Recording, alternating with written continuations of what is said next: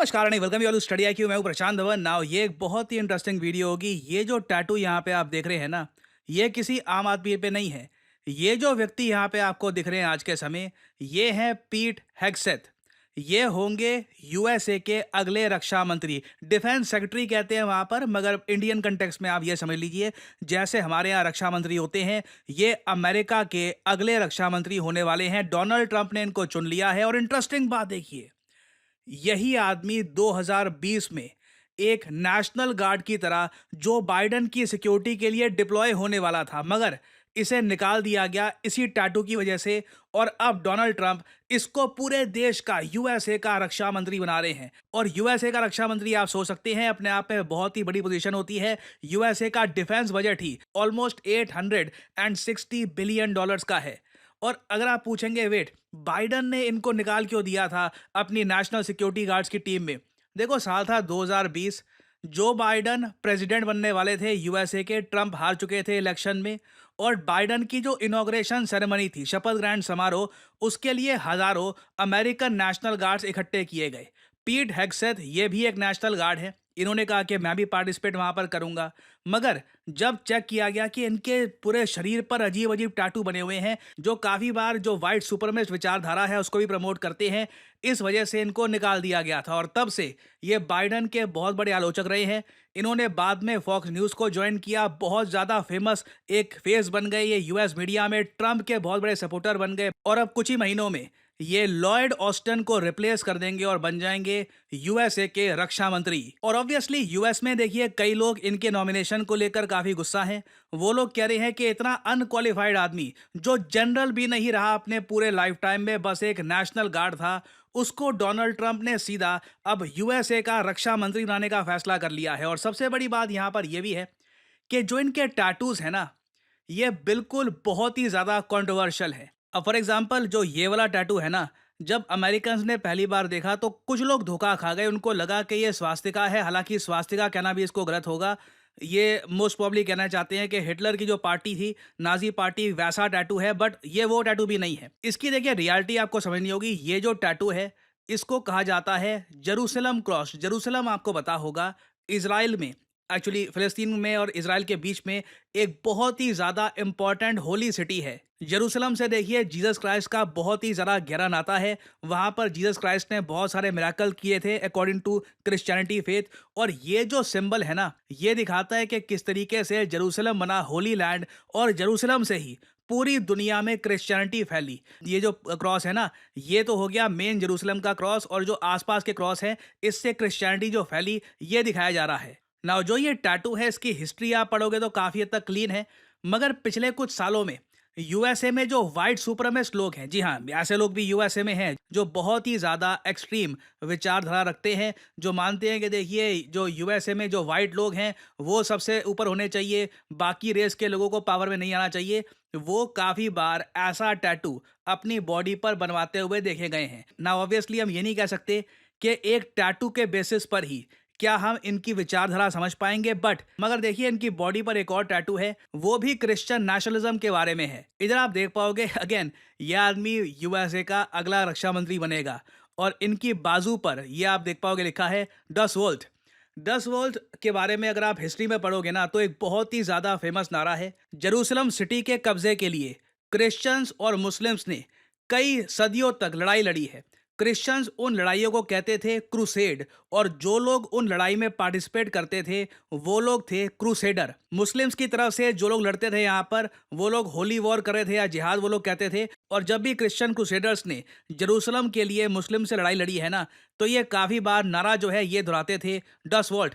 10 volt का मतलब होता है जो गॉड की मर्जी हो वही होगा, मतलब कि जो ये कर रहे हैं वो गॉड की मर्जी है। और आप समझ सकते हैं दोनों टैटूज का जो ये कॉम्बिनेशन है ना, ये देखकर यूएसए के जो डिफेंस ऑफिशियल्स हैं वो भी थोड़ा सा घबरा गए थे कि ये आदमी कौन है, इसकी विचारधारा कौन सी है, क्योंकि बहुत कम लोग हैं यूएसए में जो इस टाइप के टैटूज अपनी बॉडी में बनाकर घूमते हैं। आप इसी बात से समझ लीजिए 2020-21 में जब जो बाइडेन का इनॉग्रेशन हो रहा था, तब हजारों, बताया जाता है कि 20-25 हजार नेशनल गार्ड्स को इकट्ठा किया गया। उनमें से ये व्यक्ति भी होने वाले थे, मगर गिनती के बताया जा रहा है 10 के आसपास लोगों को रिजेक्ट किया गया। और उनमें से ये अकेले इंसान थे जिनको इनके टैटूज के बेसिस पर यह कहा गया कि भैया तुम्हारी जो विचारधारा है लगता है कि कुछ और अलग ही लेवल पे है, एक्सट्रीम लेवल पे है, तो आप यहाँ पर बाइडन की टीम में नहीं आ पाओगे, उनकी सिक्योरिटी टीम का पार्ट नहीं बन पाओगे। तो अब यहाँ पे आप समझ पा रहे होगे कि डोनाल्ड ट्रंप की जो ये पिक है, पीट हेगसेथ, जो यूएसए के अगले रक्षा मंत्री बनेंगे, इनको वाइट सुपरमेस्ट टैटू की वजह से एक इनसाइडर थ्रेट क्यों कहा जा रहा है कि ये अमेरिका को बांटने वाले जो लोग हैं उनमें शामिल हो सकते हैं, क्योंकि जो इनकी विचारधारा है उससे यूएसए में कई जो लोग हैं वो डर जाएंगे कि कैसा आदमी इतनी पावरफुल पोजीशन पे बैठने वाला है। बट डोनाल्ड ट्रंप को देखिए, इतने वोट पड़े ना इस इलेक्शन में कि ट्रंप पीछे हटने वाले नहीं है। चाहे कोई कुछ भी बोल दे कि जी पीट हेगसेथ ये सुपरमिस्ट है या कुछ है, ये बहुत ज़्यादा क्रिश्चियन एक्सट्रीमिस्ट है, कुछ भी बोल दे, ट्रंप बिल्कुल इनको सपोर्ट करेंगे। अभी रिसेंटली हमने देखा कि जेडी वैंस, जो यूएसए के अगले वाइस प्रेसिडेंट बनने वाले हैं, इन्होंने रिसेंटली इस पर ट्वीट करी। इन्होंने कहा कि आज के समय जो लोग अटैक कर रहे हैं पीट हेगसेथ को for having Christian motto tattooed on his arm, ये बहुत ज़्यादा डिस्गस्टिंग है, ये एंटी क्रिश्चियन विचारधारा है। और नीचे ये लोग यहाँ पर ये भी कह रहे हैं कि देखिए ये जो डस वर्ल्ड का जो टैटू है इसको आप वाइट सुपरमिस्ट टैटू कैसे कह सकते हैं, ये कोई गलत नहीं है, हर एक आदमी के पास ऐसा टैटू होना चाहिए। और देखिए आज के समय साफ लग रहा है कि ट्रंप, इनके वाइस प्रेसिडेंट, इनकी पूरे जो टीम के लोग हैं, ये क्रिश्चियन नेशनलिज्म को कंप्लीट सपोर्ट दे रहे हैं। और अगर आप सोच रहे हैं वेट क्रिश्चियन नेशनलिज्म ये क्या है, देखिए बहुत ही सिंपल कॉन्सेप्ट है कि यूएसए में ना क्रिश्चियनिटी जो रिलीजन है उसके फेथ को सेंट्रल रखकर लोगों के मन में देश हित की जो भावना है ये जगाई जाए। और ट्रंप इसके बारे में काफ़ी ओपन है। ट्रंप की एक्चुअली वीडियो भी आई थी कुछ समय पहले जहां पर ट्रंप ने लिटरली ये कह दिया था, मेरे हिसाब से तो हर अमेरिकी के घर में बाइबल होनी चाहिए, बाइबल मेरी फेवरेट बुक है। और ये भी चाहते हैं कि फ्यूचर में जो भी यूएसए के जो फेडरल ऑफिसेज हैं हर स्टेट में, इवन स्कूल्स वगैरह में, वहाँ पर बाइबल बिल्कुल होनी चाहिए। जो क्लिप है ये देखिए, इससे आपको एक अंदाज़ा लगेगा कि यूएस किस दिशा में जा रहा है। Christianity are the biggest things missing from this country, and I truly believe that we need to bring them back, and we have to bring them back fast. I think it's one of the biggest problems we have. That's why our country is going haywire. We've lost religion in our country. All Americans need a Bible in their home, and I have many. It's my favorite book. It's a lot of people's favorite book. This Bible is a reminder that the biggest thing we have to bring back America and to make America great again is our religion. Religion is so important. It's so missing, but it's going to come back, and it's going to come back strong, just like our country is going to come back strong. In the end, we do not answer to bureaucrats in Washington. We answer to God in heaven. Christians are under siege. We must protect content that is pro-God. We love God, and we have to protect anything that is pro-God. We must defend God in the public square and not allow the media or the left-wing groups to silence, censor, or discriminate against us.